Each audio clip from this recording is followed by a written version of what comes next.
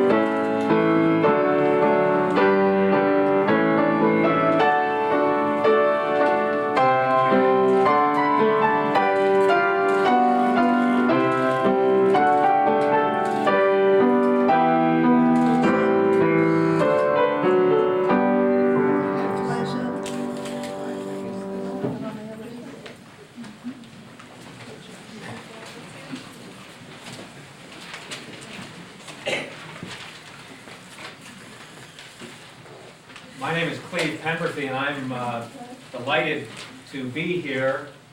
I'm the current principal of West Valley High School. I've been at West Valley High School since 1993, and I know this morning I had the opportunity to go back into the files. We have at the school a vault where we keep the records of all of the students, and I'm not sure exactly how far back it goes, but I went to one of the secretaries and I said, I need a little help. I said, I'm doing something I've never done in my life before, which is to give some diplomas out to two fellas who are a little bit older than me, I found out in looking at the transcript today.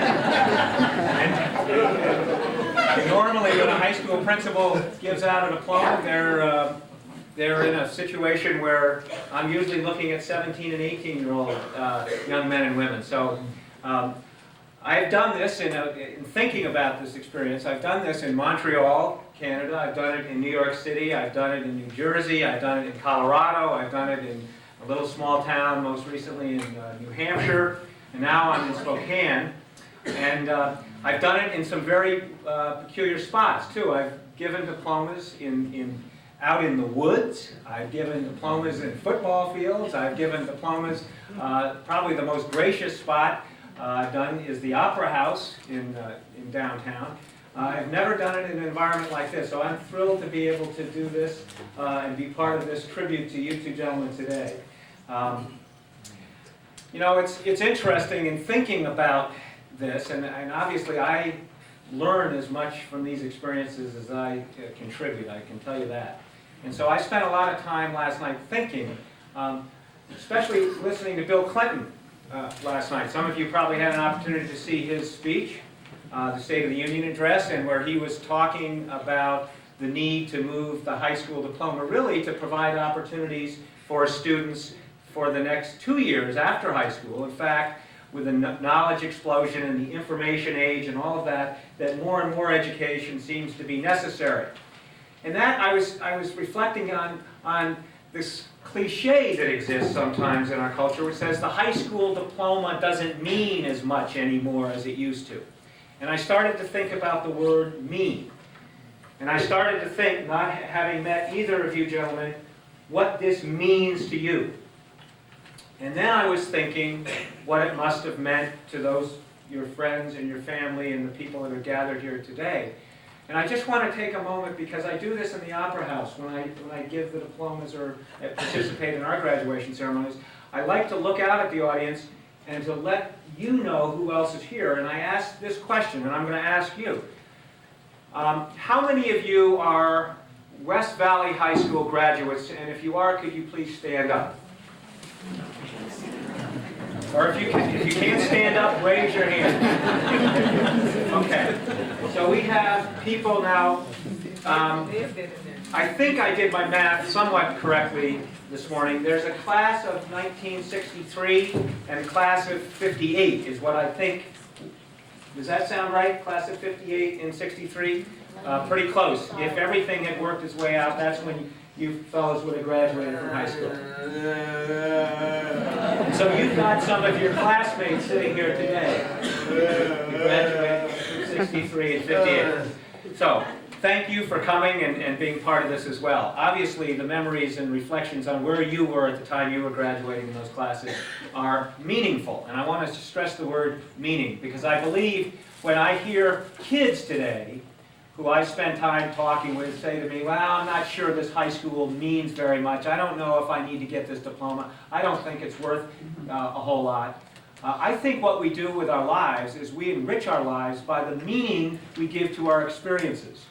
And the experience here today, as pulled together by the wonderful staff, obviously is underlining something that's very important to you fellows. And that is to finish something you started.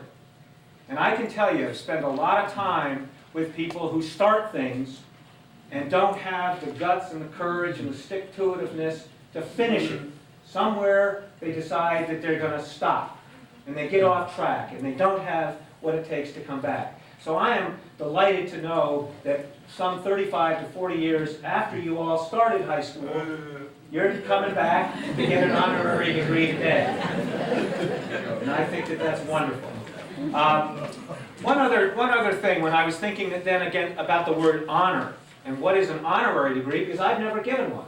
I've been involved in high schools, and we don't usually give that. That's usually something that is folks do at the university level, the college level. So this is the first time I've ever had the opportunity to get an honorary degree, and the idea of honoring you for this purpose. In other words, high schools today, we ask our kids, and I know we have some members in the auditorium or in the room this afternoon, students, we ask them to take our tests, we ask them to write our papers, we ask them to do our chemistry experiences.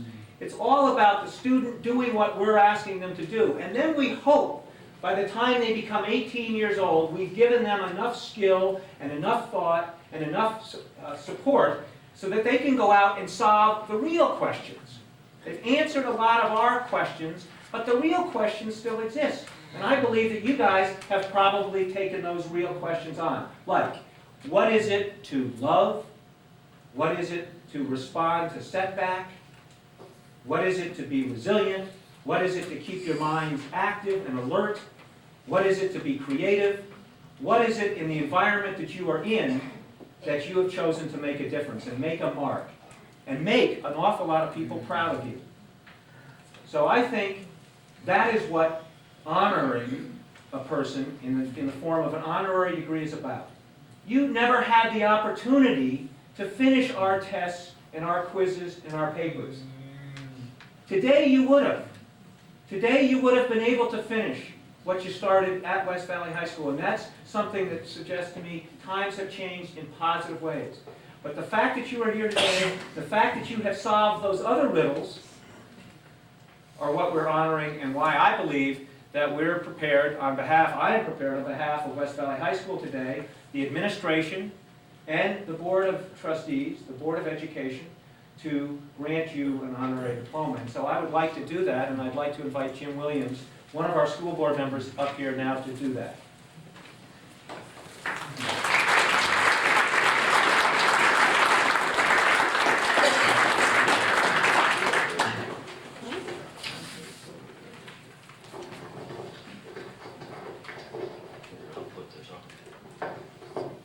Well, I can't tell you how privileged I feel to be here to do this. And, you know, traditionally I would give a graduation speech having to do with, you know, you're going out in the real world and all this, and I think it's probably inappropriate today. I graduated in 1958, and I think I've met the real world, and I believe you gentlemen have as well. So on behalf of the West Valley School Board, it's my honor to accept this graduating class and to award your diplomas. I'd like to do that. Maybe you can help me here. Sure. Rick E. Brennan, am I saying that right? Rick E. Brennan. Congratulations.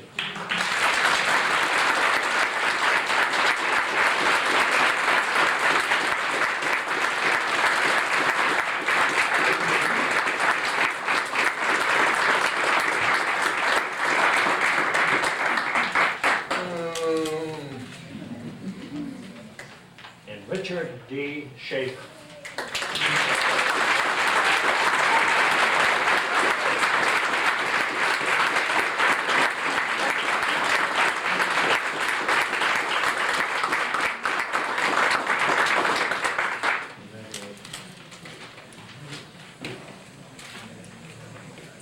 I know you all share the pride that I do and pride that West Valley has in presenting these honorary diplomas.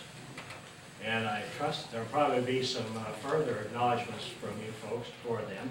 I was given a card and a little gift here. They wanted me to read the card. This is to Rick. In 1963, your friends and classmates graduated from West Valley with heavy hearts because you were not with us. Today, we join you on this most joyous occasion to celebrate with you. Congratulations from all of us to you. You're our hero. We love you, Rick. Your class of 1963.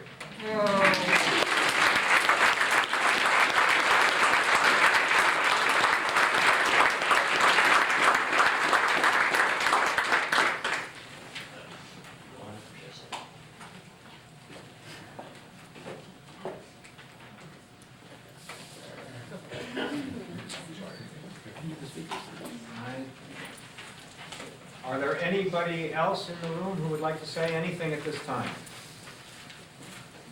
Okay, I guess they're okay.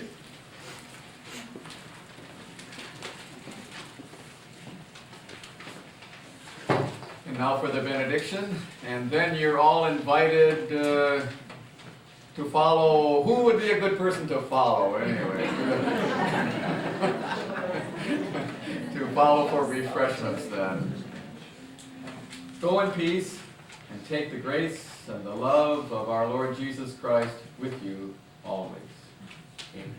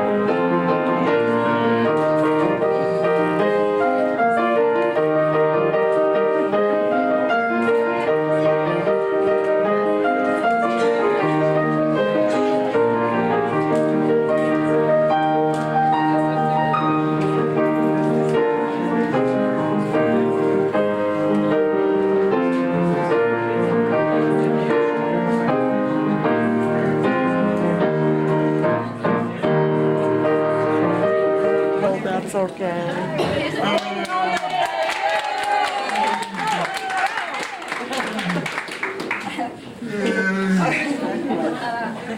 Classmate says let's roll in. Hi, Bud.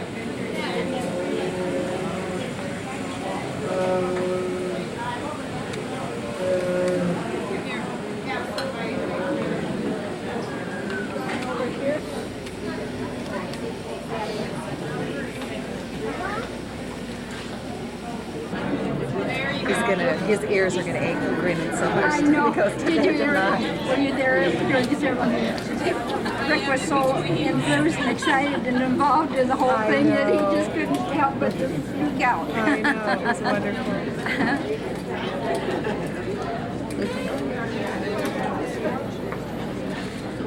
Boy, you guys are sure important today, I tell you.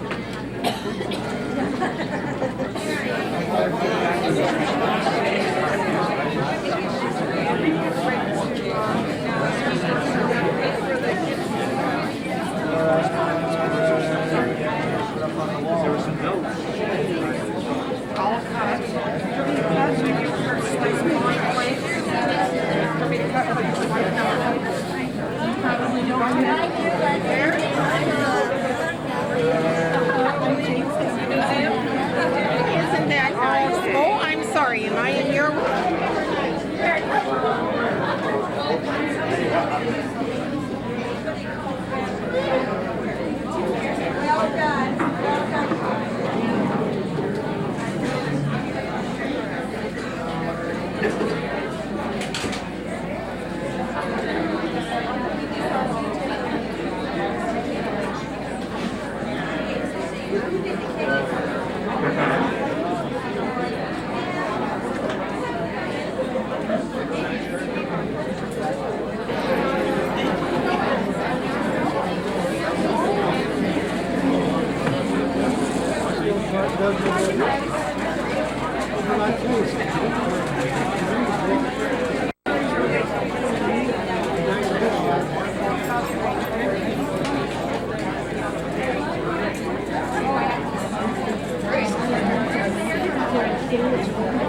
Rachel, just a second. A second.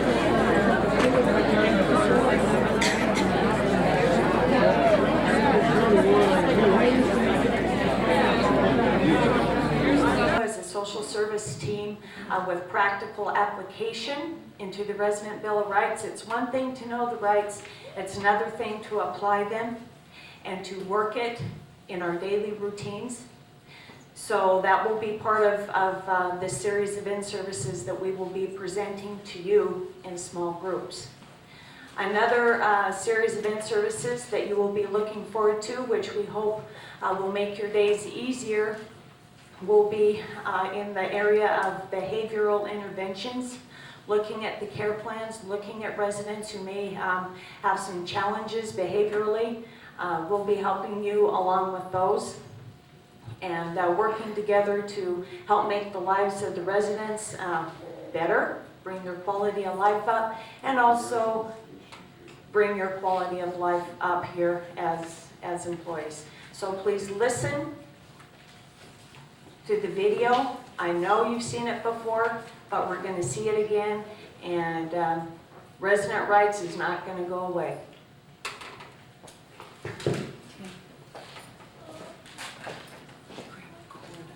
How's that? Goes on. It goes on. It goes to the on thing. Okay. Can you hear me? Can you hear me better now? Okay. Hello. We've accomplished one thing. We've learned where the on switch is. There are a number of issues that I need to talk about today. In the interest of time, we will mention some of them briefly. Again, what I have to talk about is not necessarily brand new information. It's reminders, re-emphasizing the importance of using each time. One of the first things I want to talk about are work orders.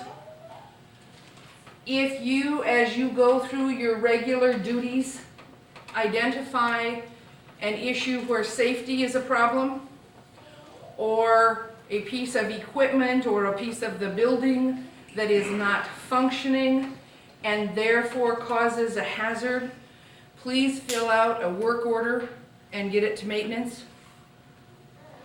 The work order is very specific. You need to identify where you found what and what's wrong.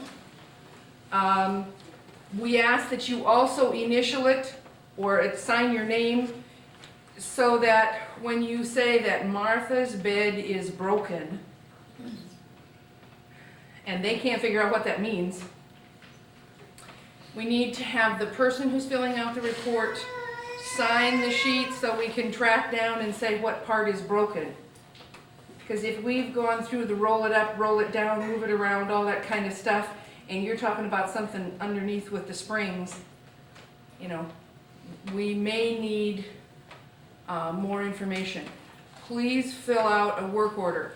If when you're going into and out of the room, the rubber threshold that goes from the linoleum to the carpet, or that makes that a smooth transition, if that's loose or gone or whatever, fill out a work order. If you notice that the cord is gone from a call light, fill out a work order. For those of you who in the back of your mind saying, yeah, I fill out work orders and then don't get around to fixing them, and you get tired of filling out the orders and nobody fixes anything, the standard has been fill out a work order the first time you see it. If the next time you're around it hasn't been fixed, you fill out a second work order. That gives maintenance the benefit of the doubt. They either didn't get the first one or whatever. The next time it rolls around and that is still not fixed, you make out a work order the third time and a copy of that goes to the administrator. Okay? What we run into frequently is everybody knew it was broken and everybody assumed somebody else filled out the work order. So we would rather have 15 work orders on the same issue that gets fixed once than to have irate staff because nothing gets fixed but nobody said. Okay? Do y'all know where to turn in work orders? Where do you turn in work orders? There's a box on the maintenance door across from Station 3, that boiler room type door. Where's the other place?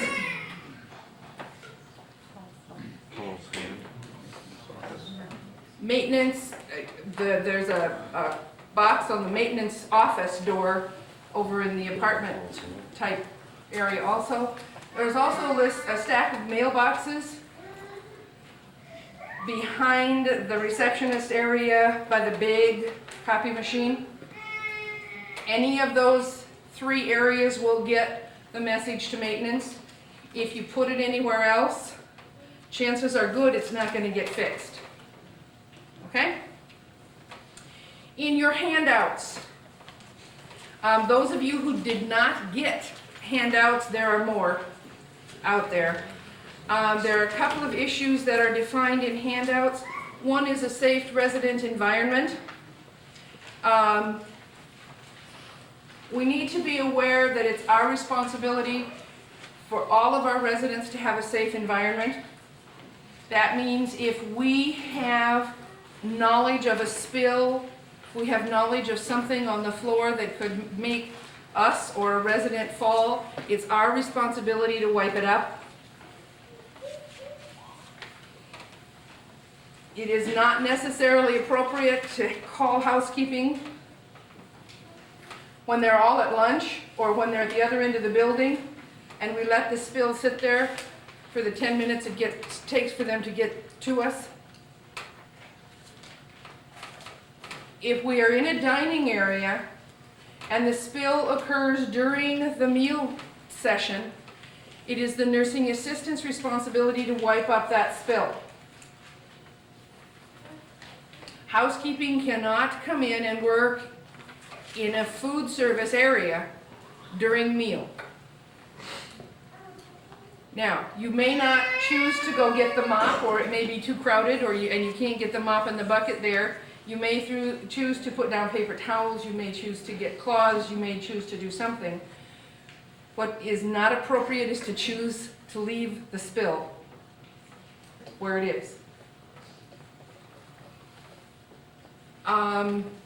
We also need to be aware of residents who are at risk for falling. When they stand and walk away from their walker, whoever sees it needs to intervene. The housekeeper the intervention may be hollering loud for somebody. It may be dragging the walker over and putting it in front of them. Whatever it takes, it is all of us, it's all of our responsibility to make sure our residents are safe. That, in a lot of circumstances, means looking ahead and thinking ahead. If I see something I have to walk around or step over or take special pains to avoid, then I have to assume that a resident who's not thinking clearly may not think that through and may put themselves at risk. So it's up to me to fix it. Okay? Questions about resident safety? Whose responsibility it is to provide a safe environment? Part of the safe environment here is infection control. If you will take time and look at the last page of your handout, we've drawn the chain. Well, actually, the truth of the matter is we didn't draw it, we plagiarized it a little bit.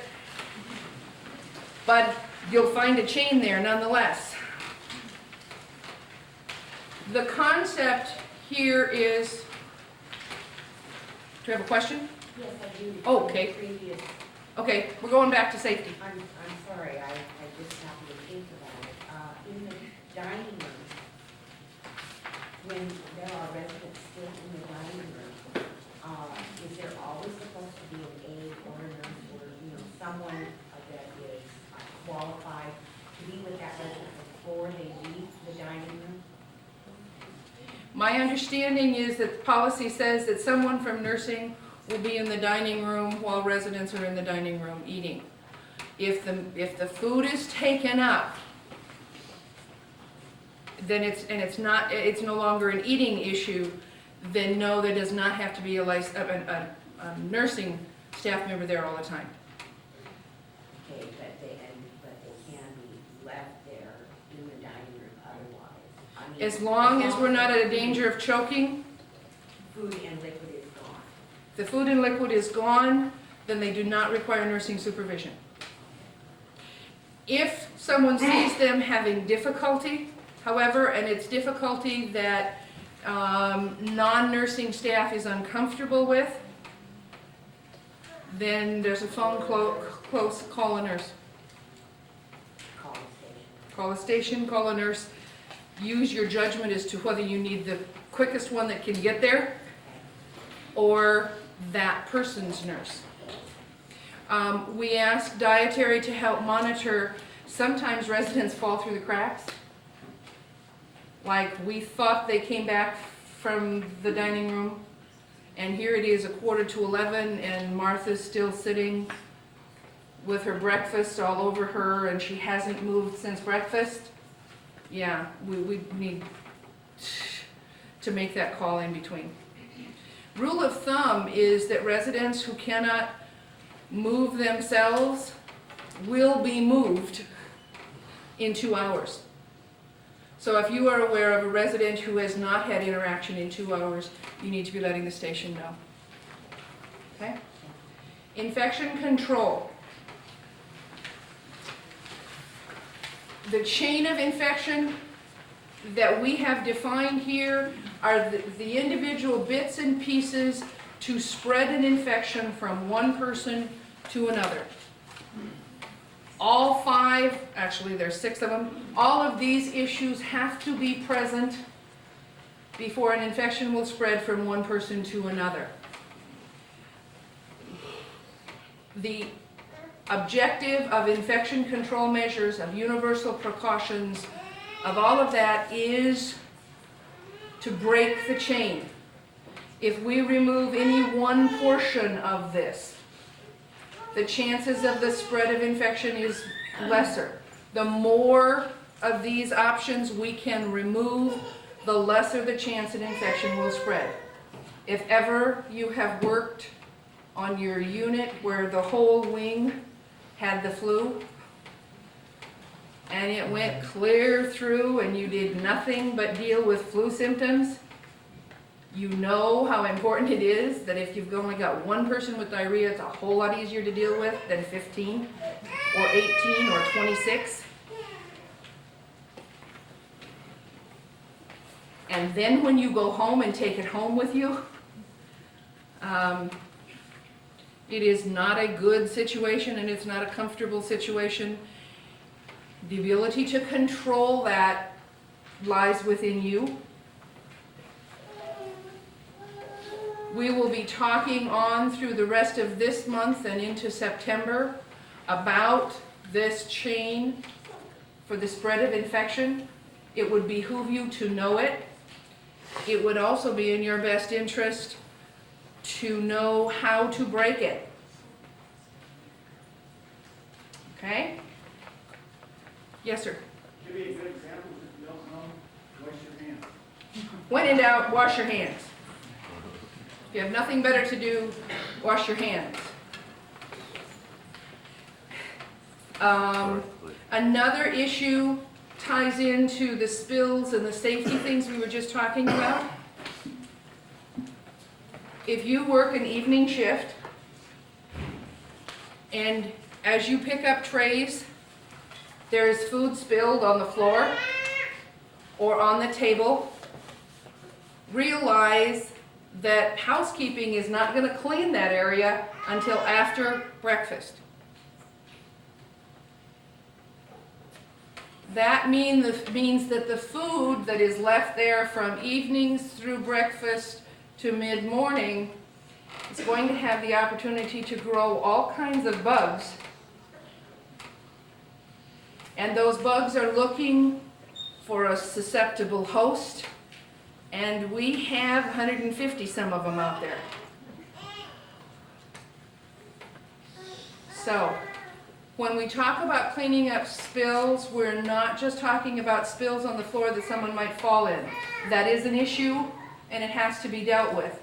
But we also have to look at cleaning up spills on tables, spills on side rails, spills on wheelchairs, spills on the covers of positioning cushions. If it's dirty, clean it up. If you don't know how to clean it up, start asking the questions. Okay? Questions? It's now 10:30. We've been at this an hour. We have residents about ready to come in for devotions.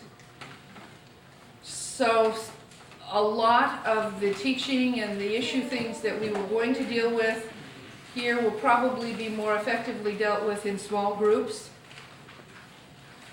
Expect to see a lot of us around. Expect to make time to do small group discussions. It is part of your job. And expect to rearrange your schedules accordingly. We have a mandatory licensed nurse meeting on Monday, which I believe is the 26th. And we have a mandatory nursing assistant meeting on Tuesday, the 27th. If you do not attend those meetings, you will have to view videos, you will have to read handouts, and you will have to pass tests. And if I have to write the test, might as well make it a good one.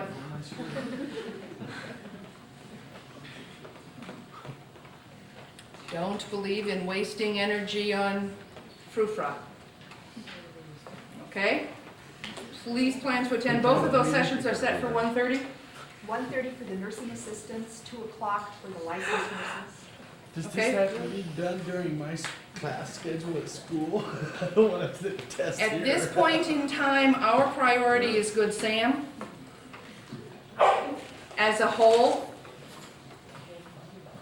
and meeting the plan of correction to get rid of the citations against us, because we were within a hair's breadth of being substandard care, and if survey comes in and spends undue time, they could still put us in substandard care.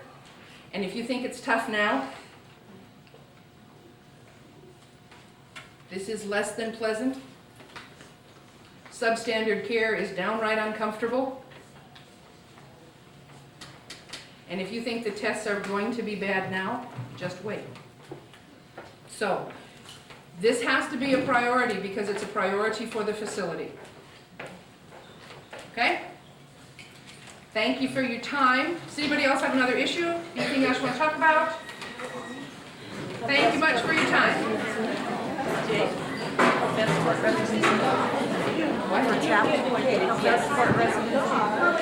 Those of you who have Which frequently happens on the weekends, you guys, and this is very frustrating. So, it was late Friday evening, lots of people called in, Jay and I went through, we got numbers together, we had to figure out how many residents each person would have.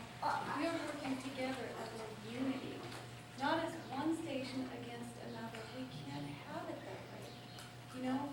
And what makes anybody else's resident on Station 3 more important than a resident on Station 2? That they would get more aids than another station? No, we have to work together. And I'm sorry that you have to go someplace that's unfamiliar. We appreciate your help. You know, Station 2's been great, but everybody's been great and working hard. And I think we need to work on the residents. And the bottom line is, how many residents do you have per person? You know, maybe it isn't ideal, but you know, we're working on that. It's not that Jim's up there saying, no, I'm sorry, we're just not gonna hire anymore. We're gonna let attrition take its place, and you guys can just deal with it. No. He doesn't expect that. One of the frustrations I hear also is that it's like, I'm a nurse that gets out on the floor and I'll bust my hump and I'll wash a butt and whatever. I don't feel like I'm getting that from higher up. Maybe the possibility exists that you guys can take the CNA training course, and when we're really short, you guys can come help us on the floor.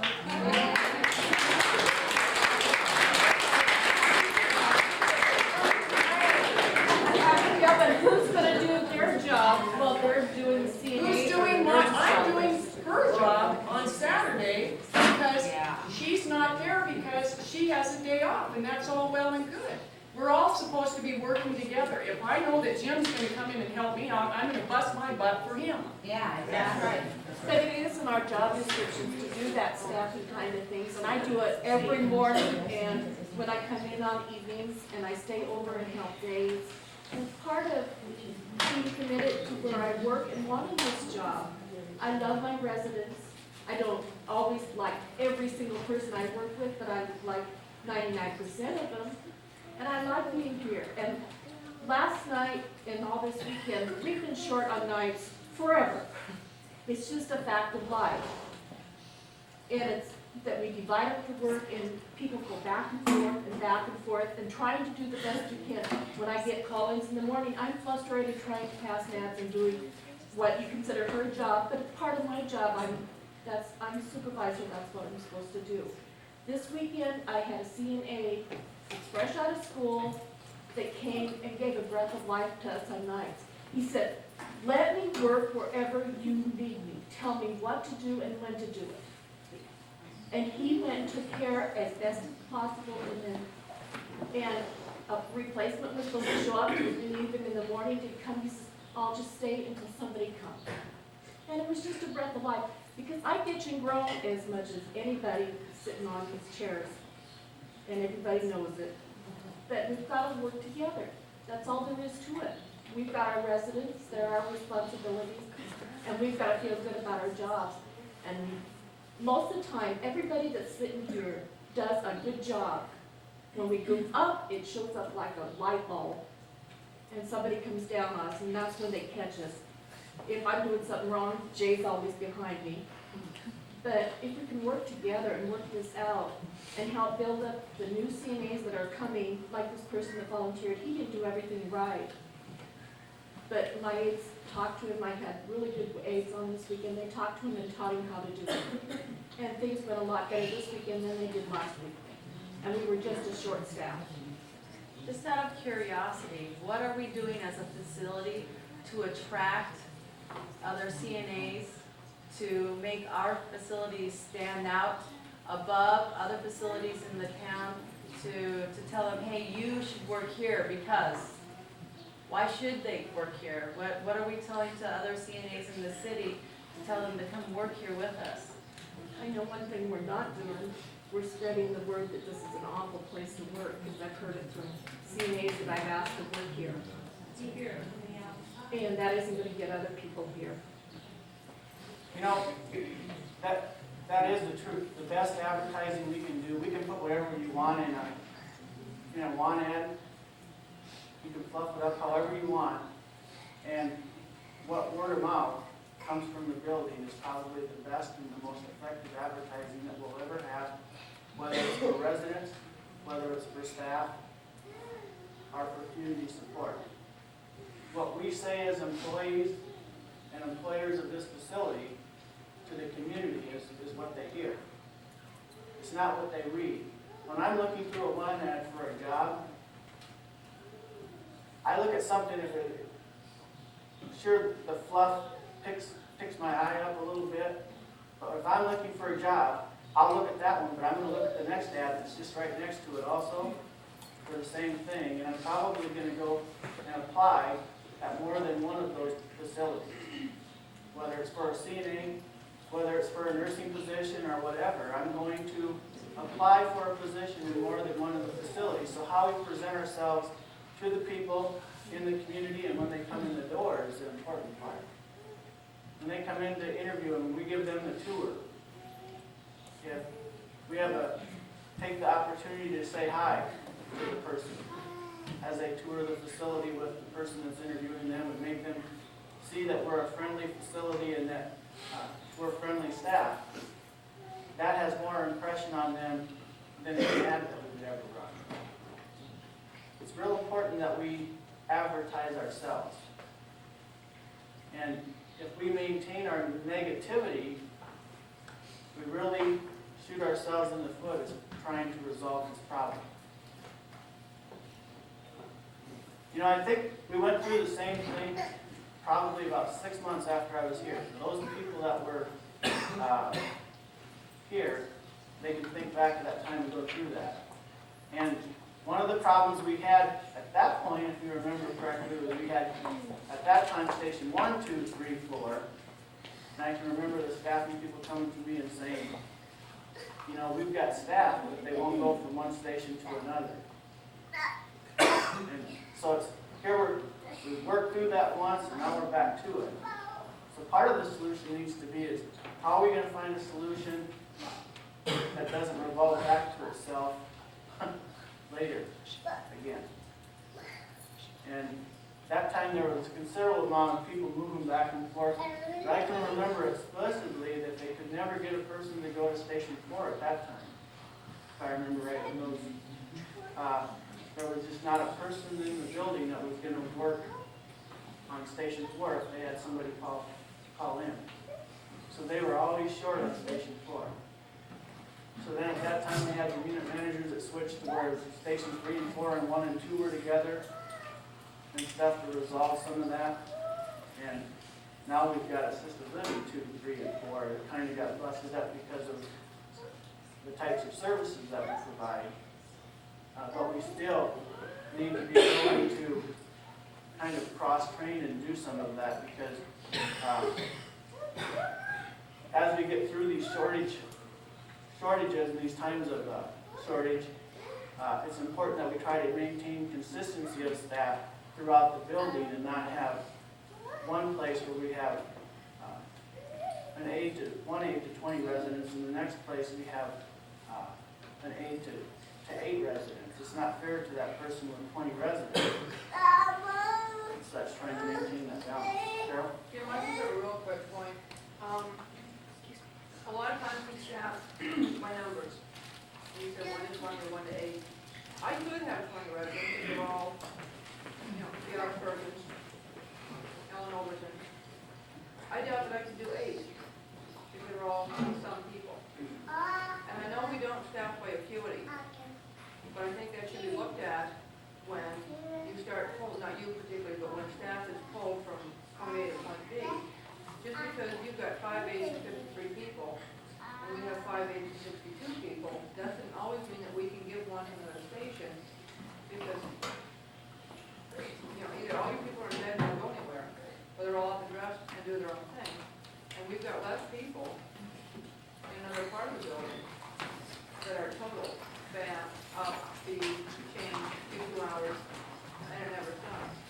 I don't know how to get around acuity versus numbers, because corporate usually goes by numbers.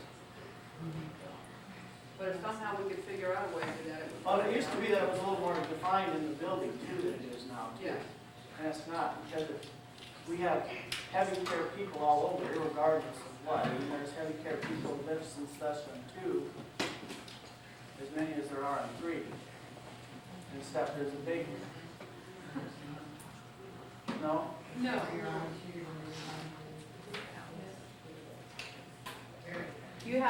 There's a high acuity on Medicare, because you've got new admits and the traffic of residents and patients coming in and out of there is on a constant basis and very quick at times. And the need for the aide to be in there quickly because they're more alert, they're getting ready to go home, they're progressing, they're learning, doing all those things. So the aide's got to be right there, and the ratio's got to be a little bit different.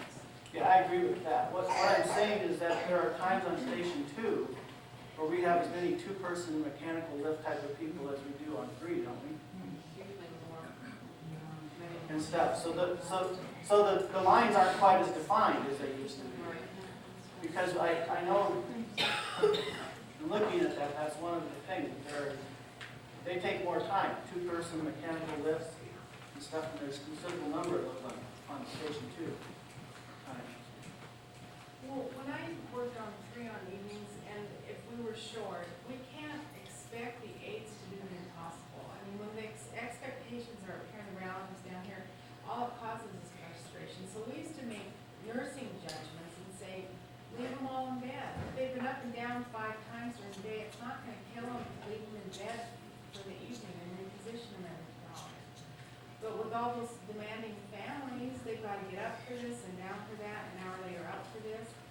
I think it would be less frustrating if they could adjust the workload to the amount of aides on the floor for a shift. And, I mean, can't the families understand that?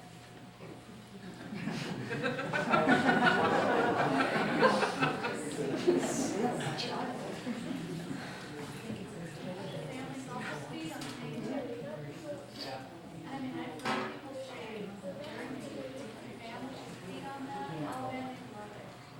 Yeah, it's very important that, irregardless of what we're doing staffing-wise and stuff, that we take that behind a closed door somewhere if we have to vent.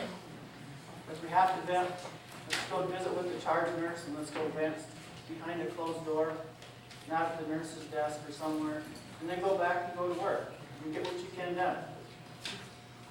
And stuff, but we really hamper ourselves if we vent at the desk, if we vent as we walk down the hall, if we vent as we're providing care in a resident's room. We not only, we upset families, we upset residents, and we upset ourselves. And nobody wins in that situation. We also need to tell each other, thank you and please. You don't hear it very often, or you've done a good job. You don't hear it anymore, or we used to. You don't. Somebody I would like to used take to. this time to thank Yes, Beverly you and did. Diane yesterday. Yes, we had a good day no matter what. Yes, we did. Yeah, because we all worked together. We really did. But we don't hear it. You don't hear it anymore like you used to. You do more and more and more. Yeah. It's no, hey, thanks, we help. You don't hear it. Or please. And I think that goes in with families. I mean, when you're working twice as hard and maybe you handle one family member telling you off. But you know, two or three, it gets to the point where you just leave feeling defeated. I mean, they can get so mean and nasty and take out all their guilt and everything on you. And you can only take so much without them knowing that you're affected by it. It makes it difficult. Maybe we should send a letter to all the families saying it's staff appreciation week and I mean, I don't think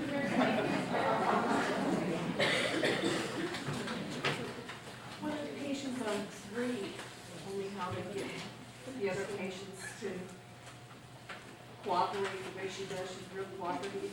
She says we need to thank them when they do wait instead of grumbling at them.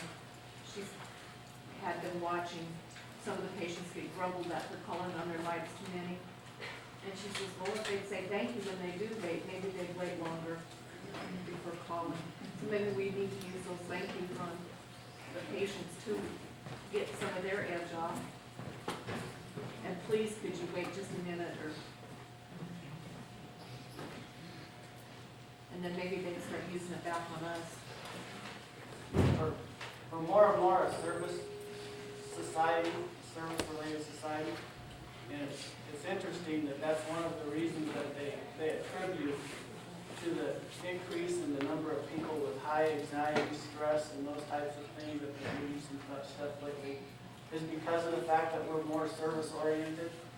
And when you become that way, people have expectations when it comes to service, just as in here, and they're fast at giving you the bad things you do, but they're not very fast at giving compliments. And that's one of the reasons for all the increased stress. And it's not, I mean, evident in this room, but it's evident just in our society too, because of the type of thing that we're changing to. Everything is service related, it seems like, our majority of what we do. Again, take some of these thoughts, write them, put them into some workable plans and give them to Ann and to Sherry, or to your charge nurses. If you're a charge nurse, get them in writing yourself and put them down in writing so that we can review that and see if we can come up with a solution. We will come up with a solution to this problem. But it's not going to be something that occurs overnight. It didn't occur overnight 2 years ago, I don't believe, and I don't see that happening. But let's try to get it done this month. Let's set goals. Let's try to find a way to get staff in here and get it done this month. While we're at this point where we can take care of this for a short time, and we can work on the long-term solution. Take it in pieces and work together at it.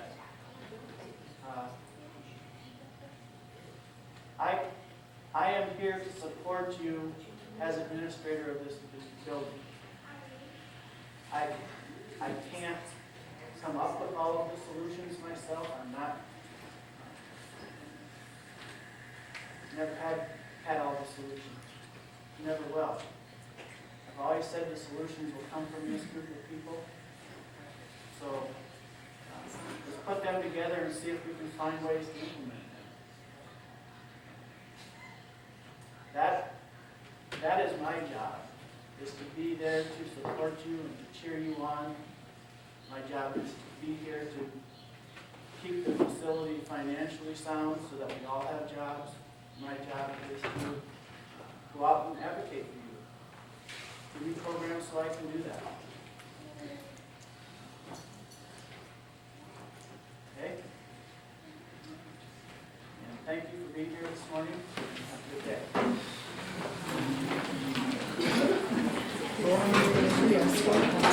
day.